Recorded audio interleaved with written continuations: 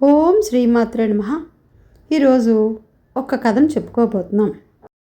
కోసల దేశపు యువరాణి మయూరిదేవికి యుక్త వయస్సు వచ్చింది.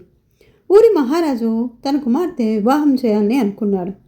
మయూరిదేవి తన తండ్రిని చిత్రమైన కోరిక కోరింది.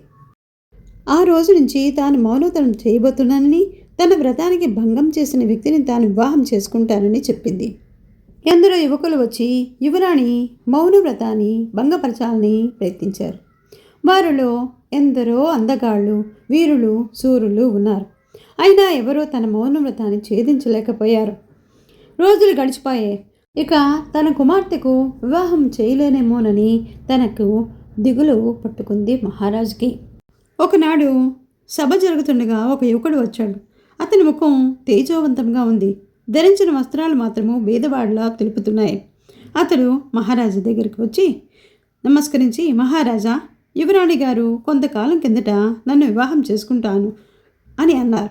కానీ నేను నిరుపేదను కావడంతో ఆ విషయం మీకు చెప్పలేక అలా మౌనవ్రతం అంటూ కాలం గడుపుతున్నానని చెప్పారు.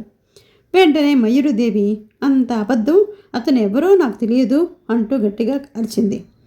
అతను చిరునవ్వు నవ్వి, అవును, నేనెవరో నీకు తెలియదు. నేను అవంతి దేశ యువరాజుని, వివేకవర్ధుని.